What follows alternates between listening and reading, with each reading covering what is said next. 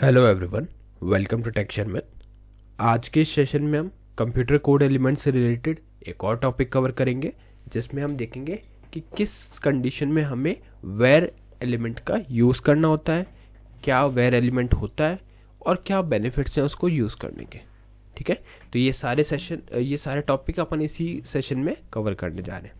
ठीक है, but session शुरू करने से पहले जस्ट मेरा एक रिकमेंडेशन है कि अगर अभी तक आप लोगों ने पहले वाले सेशंस नहीं देखे हैं तो आप पहले उनको देख सकते हो, क्योंकि जो पूरी प्लेलिस्ट है एक प्रॉपर सीक्वेंस और सिंक में।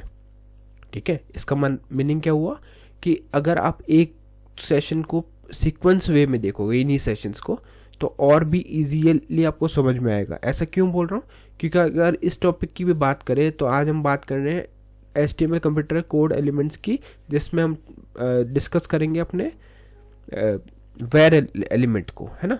बट वेर एलिमेंट से पहले हमने पढ़ा है KBD क्या होता है, कोड क्या होता है, सैम्प क्या होता है। तो ये सब चीज़ें आपको पता होनी चाहिए। अगर ये पता होगी तो फिर और इजी वे में और अच्छे से आपको चीज़ें क्लियर हो जाएंगी।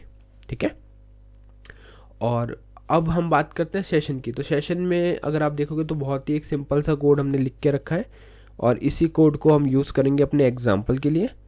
तो यहाँ पे देखते हैं क्या लिखा हुआ है। सबसे पहले हमने एक बेसिक HTML कोड में टाइटल स्पेसिफाई किया है हेड सेक्शन के अंदर, फिर एक हेडिंग रखी है HTML बाय टेक शर्मित। इसको करते हैं सेव, वेब ब्राउज़र को रिफ्रेश। जैसे ही हम वेब ब्राउज़र को रिफ्रेश करेंगे तो यहाँ पे लिखा हुआ क्या आएगा, HTML बाय टेक शर्मित। ठीक है, जो एक्सपेक्टेड है क्योंकि यही हेडिंग हमने यहाँ पे लिख के रखी है। अब हमारा आज का मेन टॉपिक क्या है, वेर। तो यहाँ लिख देते हैं उसको भी हेडिंग में। तो यहाँ लिखेंगे var element in HTML। Save करो, रिफ्रेश करो, तो ये कुछ इस तरह से आएगा, वेर एलिमेंट इन HTML। ठीक है, अब इसके बाद में हमें क्या करना है, इसके बाद में हमें चलो डेफिनेशन से स्टार्ट करते हैं। तो वेर एलिमेंट क्या होता है, देखो जब भी अपने को सिस्टम इस पे वेब पेज पे किसी भी चीज़ को एज ए वेरिएबल रिप्रेजेंट करनी है, ठीक है, तो उसके लिए हम क्या यूज़ करेंगे, उसके लिए हम यूज़ करेंगे वेर एलिमेंट का। मैं फिर से रिपीट करता हूँ कि जब भी हमें वेब पेज में किसी वैल्यू को एज ए वेरिएबल रिप्रेजेंट करनी है, एज ए वेरिएबल डिस्प्ले करनी है, तो उस केस में हम क्या यूज़ करेंगे, हम यूज़ करेंगे वेर एलिमेंट का। ठीक है, और अगर आप इसको सेम डेफिनेशन आपको किसी इंटरव्यू में शेयर करनी तो आप इस तरह से बोल सकते हो, the var element is one of the most important element of HTML that we use in order to represent the variable in a different format as compared to regular format. Or in a more simplified way you can also say that it is used to represent the value or the variable in italic format. Okay, so this is regarding the theory. ये हमने theory का पूरा discuss कर लिया कि क्या होता है हमारा वेर एलिमेंट। ठीक है, अब हम क्या करेंगे, इसको प्रैक्टिकली यूज़ करके देखेंगे कि इसका बेनिफिट क्या है। ठीक है, तो उसके लिए अपन एक पैराग्राफ बनाते हैं। इस पैराग्राफ में मैं लिख देता हूँ कोई भी फॉर्मूला। ठीक है, फॉर्मूला फॉर टास्क 1। ठीक है, इस तरह से मैंने कुछ भी एक फॉर्मूला बना लिया, फॉर्मूला बाय टास्क 1। अब इसमें मैं लिखता हूँ, देखो फॉर्मूला मुझे क्या लिखना है, A + B + C divided by D24। तो ये कुछ ऐसे ही मैंने रैंडम सा फॉर्मूला बना लिया। ठीक है, इसको करते हैं सेव, वेब ब्राउज़र को रिफ्रेश। तो आपको ये नॉर्मल दिख रहा है। ठीक है, formula of task 1 A + B + C - D24। तो ये होता है रेगुलर टेक्स्ट में। तो यहाँ पे कमेंट भी डाल सकते हैं मन चाहे तो। कमेंट में आ जाएगा paragraph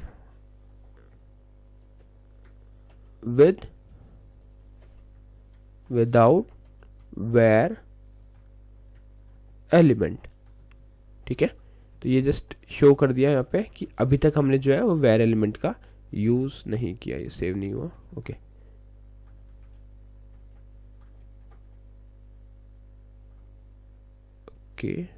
okay sorry, this is comment. Comment है ना, तो हमें आउटपुट वहाँ पे शो नहीं होगा, ये तो कमेंट में लिखा है हमने। ठीक है, तो यहाँ पे हमने जस्ट मेंशन कर दिया कि फॉर्मूला 1 फॉर टास्क 1 इस तरह से आ रहा है। अब क्या करेंगे, एक और कमेंट डालेंगे यहाँ पे, हाइफन, और इस बार लिखेंगे पैराग्राफ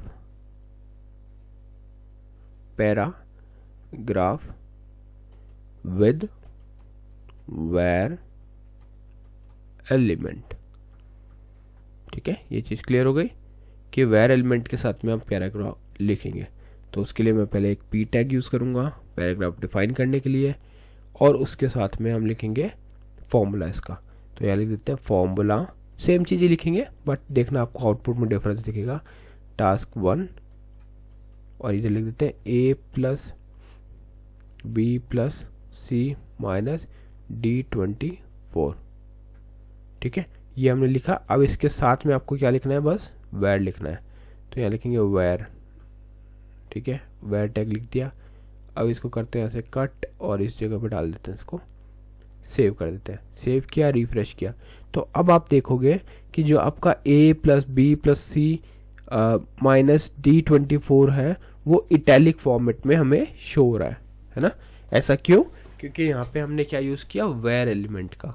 और वेर एलिमेंट कब यूज़ होता है, वेर एलिमेंट तब यूज़ करते हैं जब आपको आउटपुट को या किसी भी टेक्स्ट या किसी भी चीज़ को एज ए वेरिएबल रिप्रेजेंट करना हो। ठीक है, तो जब भी आपको किसी भी चीज़ को एज ए वेरिएबल रिप्रेजेंट करना है तो उस केस में हम क्या यूज़ करेंगे, हम यूज़ करेंगे वेर एलिमेंट का। ठीक है, ये क्लियर है कि वेर एलिमेंट कब यूज़ करना होता है, और इसका डिफरेंस भी आपको इजीली समझ में आ रहा है इसके आउटपुट को देख के ही। अगर मैं आपको एक और एग्जांपल में दिखाऊं इसका आउटपुट और साथ साथ लिख के अगर आप आउटपुट देखें तो और शायद इजी वे में क्लियर होगा। तो यहाँ पे मैं एक बार इसको सेव कर देता हूँ पहले एक प्रॉपर फॉर्मेट में। ओके, तो अब हम क्या करेंगे, एक और पी टैग लगा लेते हैं पहले, पी टैग, और इसमें लिखेंगे फॉर्मूला 1। ठीक है, यहाँ लिख देते हैं a प्लस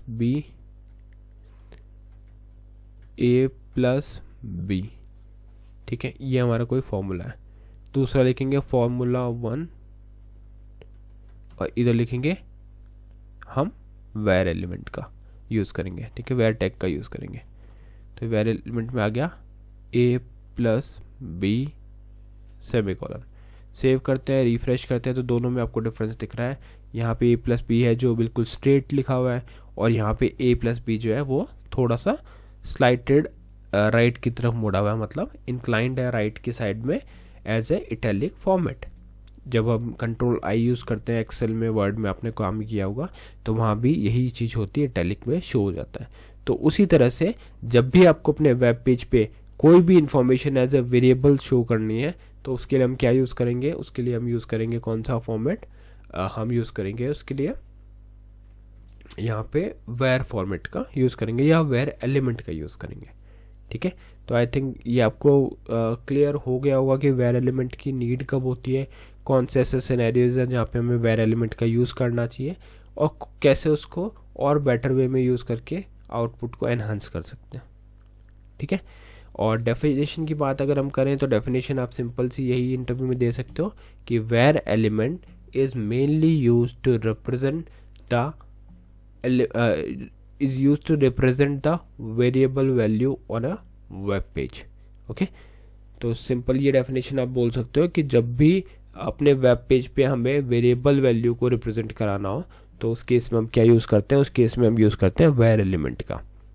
ठीक है, और एडवांटेज तो यही है कि अगर आप कोई भी इक्वेशन लिख रहे हो या कोई भी साइंस फॉर्मूला या डेरिवेशन लिख रहे हो और वहाँ पे आपको कुछ इन्फॉर्मेशन ऐसी है जो एज ए नॉर्मल टेक्स्ट की जगह आपको एज ए वेरिएबल शो करनी है, तो उस केस में हम वेर एलिमेंट का यूज़ करेंगे। ठीक है, और डिफरेंस अपने को पता ही है कि रेगुलर में और इसमें डिफरेंस ये है कि एक तो जो वेर एलिमेंट के साथ जो टेक्स्ट लिखा हुआ है वो एज ए वेरिएबल होता है, तो उसको रिप्रेजेंट किया जाता है इटैलिक फॉर्मेट में, है ना। और वहीं अगर हम बात करें रेगुलर टेक्स्ट की तो वो बस डिफ़ॉल्ट जो है वही हमें शो होता है। ठीक है, अच्छा, अब आप में से कुछ ये भी सोच रहे होंगे कि क्या इस पर कोई वैल्यूज़ अप्लाई कर सकते हैं, मतलब कोई स्टाइलिंग वगैरह, तो देख लेते हैं फटाफट से। स्टाइल लगाया, फ़ॉन्ट साइज़ किया, यहाँ पे डाल दिया मैंने 20 पिक्सल, सेव किया, रिफ्रेश किया, तो आप देखोगे साइज़ तो चेंज हो सकता है ना। इनफैक्ट अगर आप और भी कोई चीज़ फॉन्ट रिलेटेड प्रॉपर्टी अप्लाई करना चाहोगे तो वो भी अप्लाई कर सकते हैं। बट वेर जो मेनली है वो किस लिए, मेनली ये है अपनी किसी भी वैल्यूज़ को एज ए वेरिएबल शो करने के लिए। ठीक है, तो आई थिंक आज का ये पूरा टॉपिक आपको क्लियर हुआ होगा। नेक्स्ट सेशन में हम बाकी टॉपिक डिस्कस करेंगे। So thank you for watching texture math.